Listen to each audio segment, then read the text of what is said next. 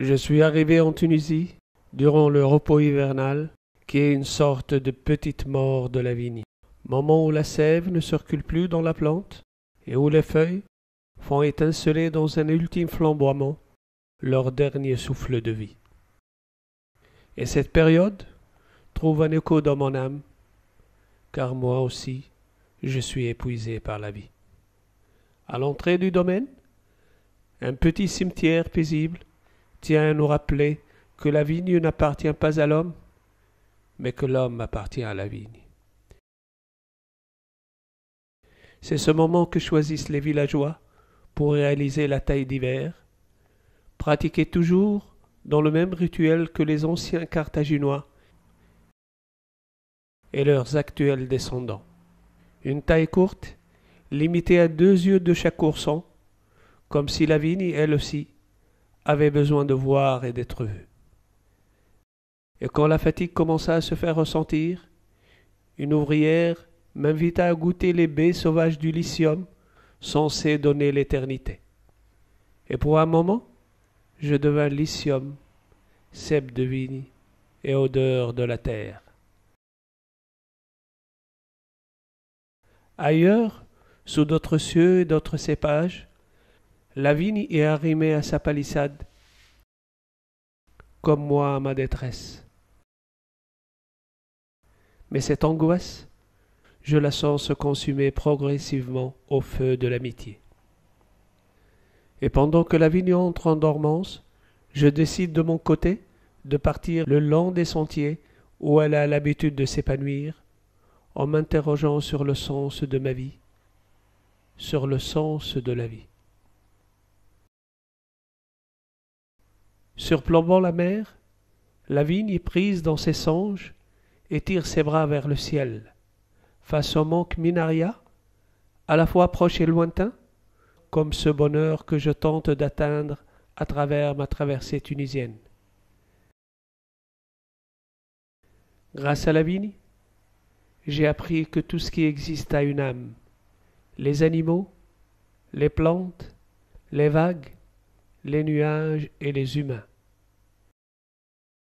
Les ruines aussi ont une âme, celle de Kerkouën, bâtie à partir du VIe siècle avant Jésus-Christ, et qui rappelle l'histoire prestigieuse de la Tunisie.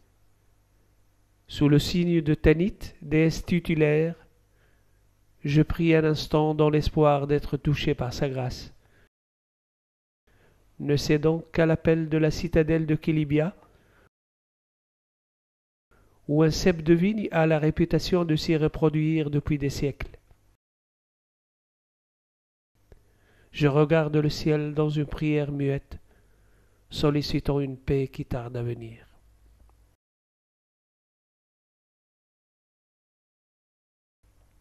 Avec le printemps, la montée de sève de la vigne donne le signal des travaux en verre.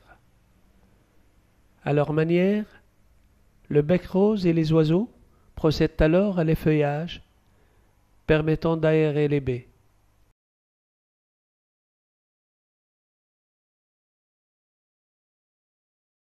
Les femmes pratiquent l'essimage qui permet d'améliorer l'ensoleillement des grappes et la bonne maturation du raisin.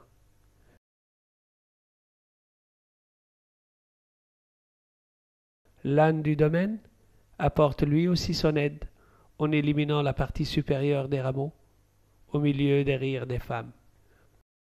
Pendant que les guêpes continuent de protéger la vigne des prédateurs, sous l'œil méditatif de la tortue mauresque qui semble rappeler que depuis la nuit des temps, la vigne, l'âne, les guêpes, les nuages, les oiseaux et les hommes, tous sont frères et solidaires.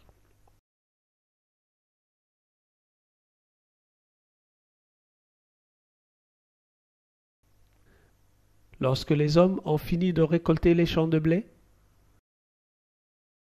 que les tournesols ont fleuri, et que la terre, le soleil et l'eau ont fait leur œuvre, l'ancêtre et l'ingénieur arrivent à pas feutrer pour vérifier si les baies sont mûres à point. Ils vérifient leur couleur, leur goût, leur arôme et décident ensemble qu'il faut commencer les vendanges.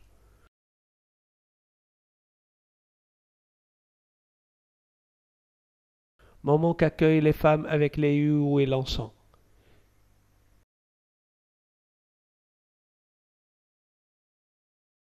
Les vignes y sont nées pour donner, et pour renouveler le même appel depuis toujours, l'appel à l'altruisme et à la bienveillance ancrés en chacun de nous.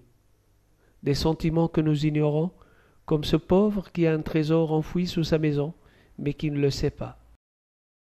L'air que nous respirons, le soleil qui nous illumine, la terre qui nous nourrit, toute la nature obéit à la loi de l'altruisme. Et l'humanité ne pourra pas survivre longtemps, sans amour pour les autres, sans bienveillance, sans compassion. Quand comprendrons-nous? Quand écouterons-nous la leçon de la vigne? Pendant une année, j'ai observé la vigne nous offrir tout ce qu'elle a. Ses fruits, ses feuilles, sa sève et sa poésie. Je crois qu'elle veut nous dire tout simplement que le bonheur consiste en fait à donner du bonheur aux autres. Elle veut nous dire aussi que tout est intention, car au moment où certaines feuilles s'endorment pour l'hiver, d'autres repoussent à contre-saison, rien que parce qu'elles croient au printemps. La Tunisie, elle aussi, croit au printemps.